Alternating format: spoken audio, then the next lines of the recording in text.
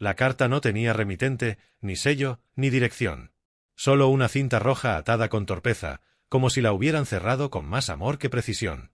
El niño la sostenía entre sus manos pequeñas, temblorosas, mientras caminaba lentamente por el pasillo central de la iglesia, guiado por el sonido de los pasos ajenos y el eco amortiguado de su bastón contra el mármol.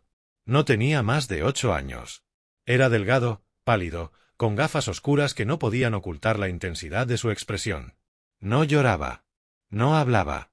Solo avanzaba hacia el altar donde reposaba el ataúd cubierto de flores blancas. Todos lo miraban, pero nadie se atrevía a detenerlo. Nadie comprendía qué hacía allí, quién lo había traído o por qué sostenía una carta en medio de un funeral. El sacerdote dejó de hablar. Los familiares en primera fila se incorporaron, confundidos. Y fue entonces cuando el niño, sin titubear, alzó la carta y dijo con voz firme: «¿Alguien puede leer esto por mí?». No gritó. No suplicó. Solo pidió. El silencio fue inmediato. Tan espeso que parecía absorber el aire. Nadie reaccionaba. Hasta que una mujer, una antigua compañera de trabajo de la profesora fallecida, se levantó de su banco, se acercó al niño, tomó la carta con delicadeza y la abrió. La cinta roja cayó al suelo. El papel crujió. La mujer, al leer la primera línea, palideció. Su voz se quebró al intentar continuar. Tragó saliva. Y empezó a leer. La carta comenzaba con una frase simple: «A mi maestra, que me enseñó a ver sin usar los ojos». Siguió con un párrafo en el que el niño describía cómo la profesora le hablaba al oído en voz baja para explicarle los colores que nunca había visto, cómo le decía que el rojo ardía como el sol en verano, que el azul era el sonido de las olas, que el verde se sentía como la hierba mojada en la palma de la mano. Contó cómo ella le enseñó a moverse entre los pupitres con confianza, cómo le susurraba frases de ánimo antes de cada examen, cómo le había prometido que un día escribiría él mismo sus propias cartas y que ese día había llegado. La mujer que leía ya no podía controlar sus lágrimas. Su voz temblaba. Pero el niño permanecía inmóvil, de pie, con la barbilla alta, como si cada palabra dicha fuera una piedra que quitaba del pecho. La carta continuaba con una confesión, que esa profesora había sido la primera persona que creyó en él cuando todos pensaban que su ceguera era una barrera. Que fue la única que lo trató como alguien completo, no como alguien roto. Que le había enseñado a imaginar sin límites. Y que, semanas antes de su muerte, ella le había entregado una grabadora con su voz, deseándole una vida de historias, diciéndole que no hay oscuridad más dura que la de no ser visto por los demás. Entonces, el niño pidió que la carta no terminara aún. Que había una segunda hoja. La mujer la volteó. Y leyó una frase que hizo que todos en la iglesia dejaran de contenerse: «No vine a despedirme. Vine a devolver la luz que ella me dio». Y debajo, con letra temblorosa, el niño había escrito: «Hoy me quito las gafas. Porque aunque no pueda ver, quiero que el mundo me mire». La mujer no pudo seguir. Dejó caer el papel. Se tapó el rostro. El sacerdote se llevó la mano al pecho. Una madre sollozaba en silencio. Nadie podía sostener la compostura. El dolor por la muerte de la maestra se transformó en algo más grande. En un torrente de amor contenido. En la revelación de cuanto había significado esa mujer, no solo para el niño, sino para todos los que ahora lloraban porque entendían que no habían sido conscientes de todo lo que ella había hecho en vida. El niño se acercó al ataúd. Tocó la madera con los dedos. Se quedó allí unos segundos. Luego se quitó las gafas oscuras. Por primera vez, mostró sus ojos opacos, quietos, sin dirección. Pero en su rostro no había pena. Había paz. Luego dio media vuelta y caminó lentamente hacia la salida, mientras todos, sin que nadie lo ordenara, se pusieron de pie. Una ovación muda. Un respeto sin palabras. Lo acompañaron con la mirada hasta que desapareció por la puerta principal de la iglesia. Afuera, un anciano lo esperaba junto a un bastón blanco. Era el abuelo. No habló. Solo le acarició el cabello. Y juntos, sin decir nada, se marcharon. Después del funeral, nadie quiso marcharse rápido. Los asistentes permanecieron en la iglesia como si una parte invisible de ella, de la maestra, aún flotara entre los bancos, en las flores marchitas, en la hoja caída de la carta que todavía seguía sobre el suelo sin que nadie se atreviera a recogerla. Fue la directora del colegio quien finalmente se acercó, la levantó y la guardó en su bolso como si fuera una reliquia. Luego se sentó, sola, en la primera fila. Llevaba casi 20 años trabajando con esa profesora. Compartieron turnos de guardia, cursos agotadores, juntas escolares eternas. Pero jamás, y lo entendió en ese instante con dolor, se había detenido a ver realmente todo lo que esa mujer hacía fuera de los márgenes formales del aula. Había estado ciega. Ciega de una forma más dolorosa que la del niño. Ciega por rutina. Por costumbre. Por pensar que dar clases era solo cumplir horarios. Pero lo que ella hizo con ese niño iba mucho más allá de una profesión. Había sido un acto de fe. Una entrega total. Y mientras la iglesia se vaciaba lentamente, las conversaciones en voz baja comenzaron a crecer. Los padres se miraban entre ellos. Algunos recordaban anécdotas. Otros simplemente confesaban que nunca imaginaron que esa profesora tuviera una conexión tan profunda con alguien. Una madre comentó que su hija hablaba de ella como de una persona que sabía escuchar sin interrumpir. Otro padre dijo que su hijo había empezado a escribir poesía después de que ella le leyera un cuento sobre murciélagos. Pero ninguno sabía que había cambiado la vida de un niño ciego con tanta profundidad. Y lo peor, ninguno sabía siquiera que ese niño formaba parte del colegio. Porque ella nunca lo dijo. Nunca buscó aplausos. Lo hizo en silencio, con la constancia de quien entiende que las cosas más importantes no se anuncian. Se hacen. Esa misma noche, en casa del niño, el abuelo preparó sopa de verduras y le acarició el cabello en silencio mientras él escuchaba una grabación. Era la voz de la profesora. Repetía frases que él había escuchado cientos de veces, pero que ahora, sin ella, sonaban distintas. Más profundas. No necesitas ver para imaginar.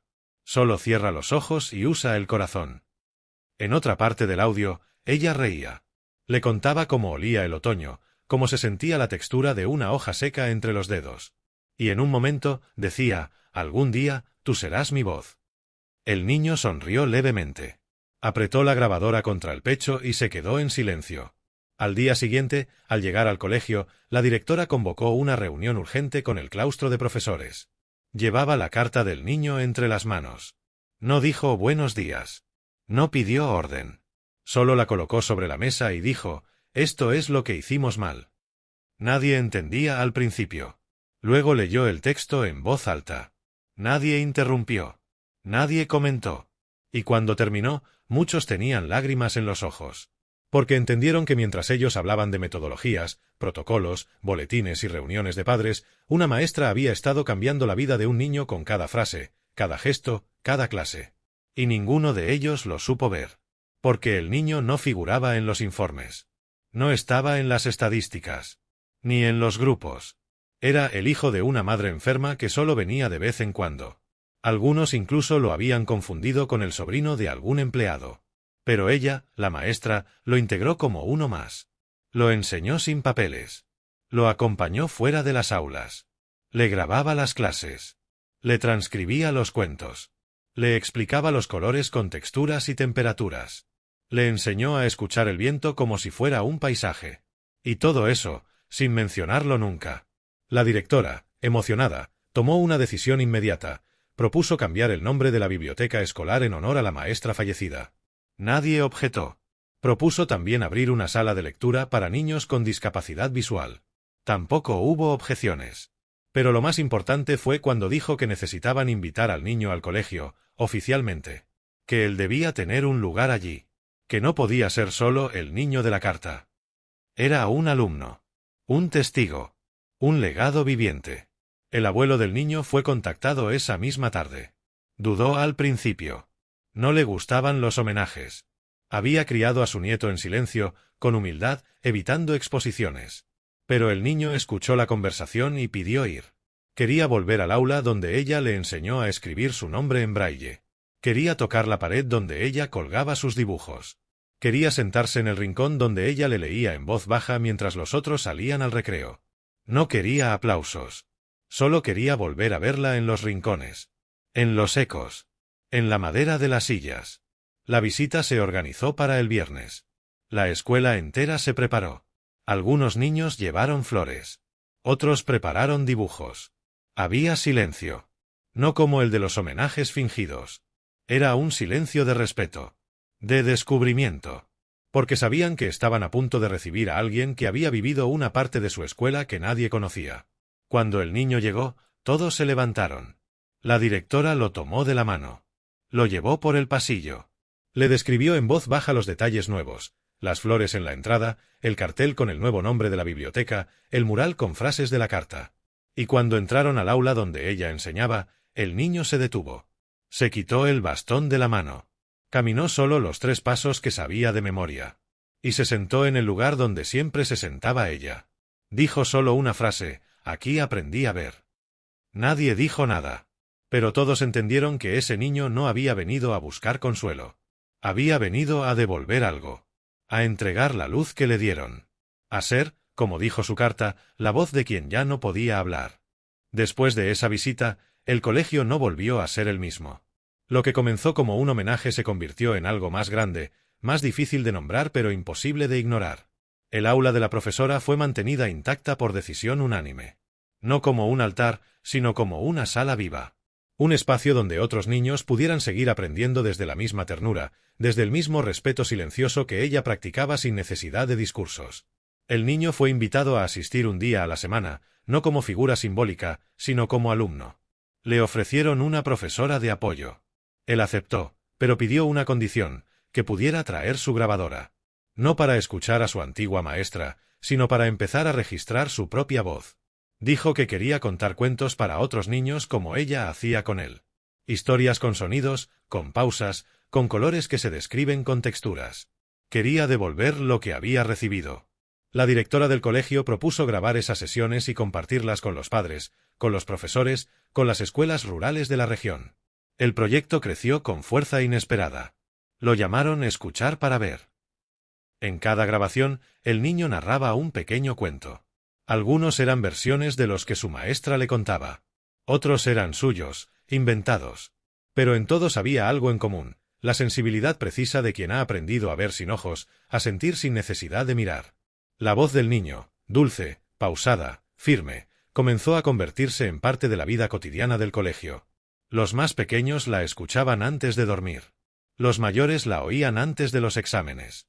Los docentes la ponían al inicio de algunas clases como recordatorio de que enseñar no es solo transmitir datos, sino abrir espacios de imaginación. En poco tiempo, el niño pasó de ser un símbolo silencioso a un faro involuntario. Pero nunca lo buscó. Cada vez que lo elogiaban, él solo respondía que no hacía nada nuevo. Que lo único que hacía era seguir lo que su maestra le enseñó. Observar el mundo con paciencia, escuchar lo que otros no dicen, describir lo que los demás sienten sin saber cómo explicarlo. Su abuelo, siempre discreto, lo acompañaba a todas partes. Lo esperaba en los pasillos. Le preparaba el almuerzo.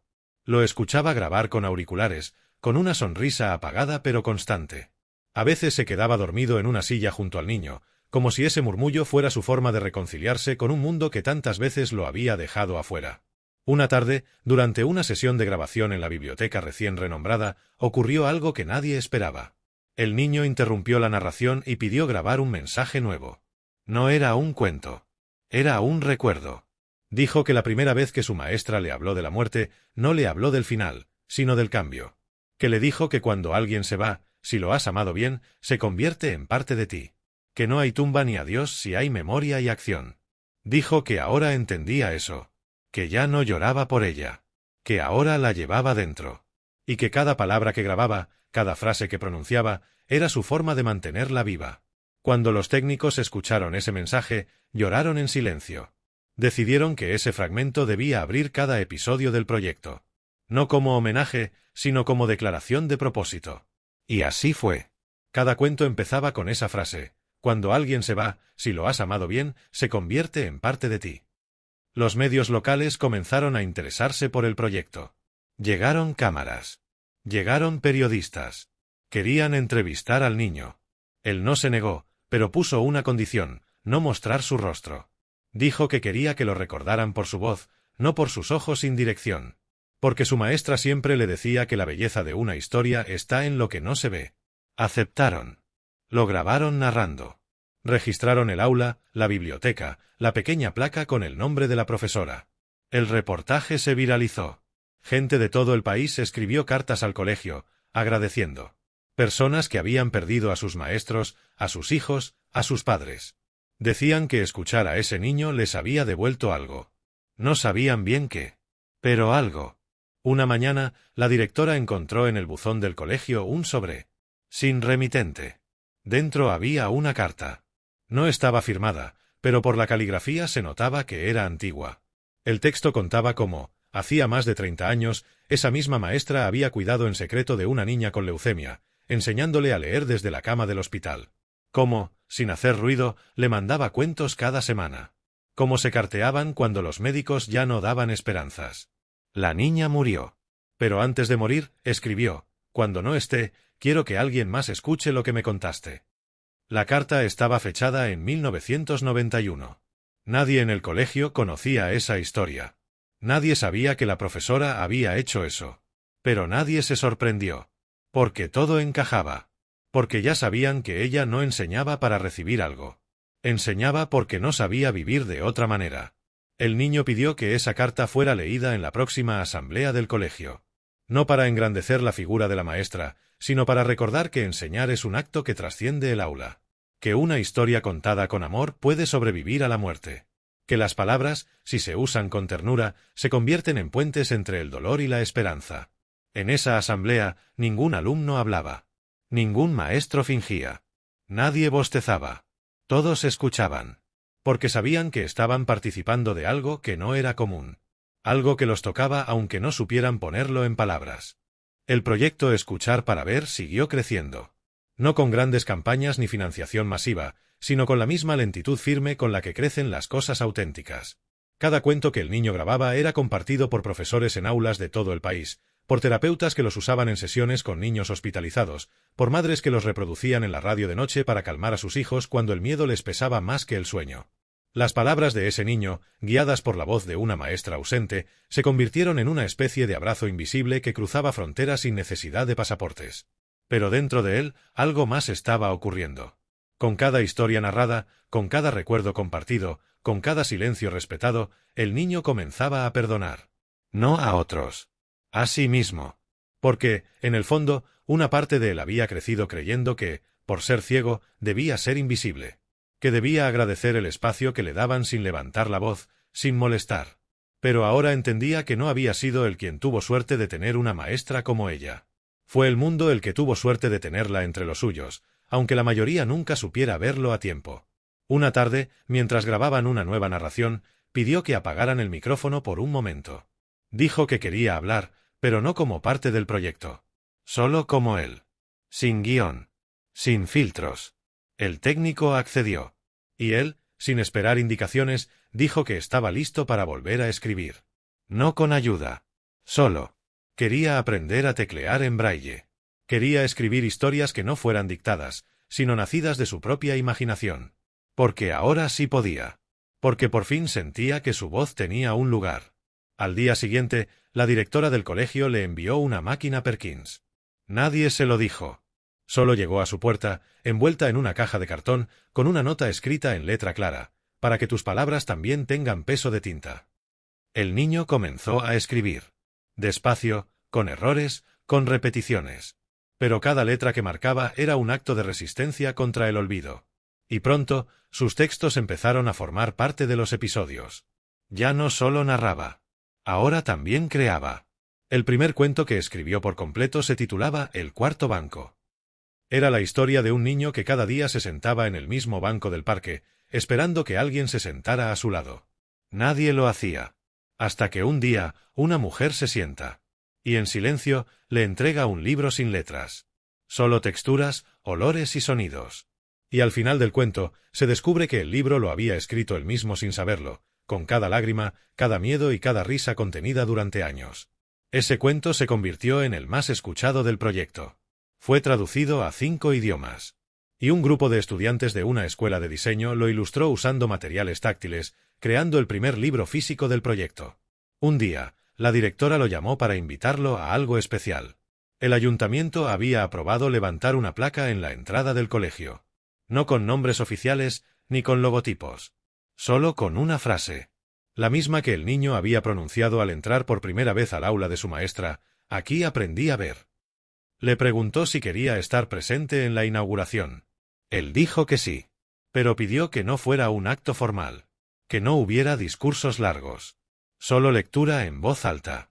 Propuso que cada alumno eligiera una palabra que hubiera aprendido a sentir gracias a su maestra. Y así fue. El día de la inauguración, niños de todas las edades formaron una fila. Uno a uno se acercaban al micrófono y decían una sola palabra. Amor. Respeto. Escucha. Valor. Ternura. Silencio. Lucha. Cuidado. Perdón. Memoria. Cuando llegó su turno, el niño se acercó con la grabadora en una mano y el bastón en la otra. El micrófono estaba delante de él. Lo buscaron sus dedos. Y entonces, sin leer, sin improvisar, dijo, gracias. No explicó más. No hacía falta. El acto terminó con 1 minuto de silencio. No por la muerte. Por la presencia. Por todo lo que esa mujer había dejado sin pedir reconocimiento. Por el eco de su voz en cada gesto que ahora los demás repetían sin notarlo. Días después, el niño regresó al aula una vez más. Estaba sola. Se sentó. Tocó el escritorio. Sacó la grabadora. Y reprodujo una antigua grabación. En ella, la maestra decía, algún día contarás historias sin que yo esté. Y ese día habrás entendido que el amor no muere. Solo cambia de forma. Él asintió en silencio. No lloró. No habló. Solo encendió la Perkins y empezó a escribir. Esa tarde escribió una sola línea. No era un cuento. Era algo más íntimo. Más suyo. Decía, hoy no vine a recordar. Vine a continuar. Luego guardó la hoja. Salió del aula. Y al pasar por la biblioteca dejó una copia en la estantería más alta, donde ella guardaba los libros de aventuras. Nadie sabía que lo había hecho. Pero tiempo después, una niña la encontró. La leyó en voz alta. Y al hacerlo, entendió que la maestra seguía allí. No en fotos. No en placas. En cada niño que, sin verla, aprendía a mirar distinto.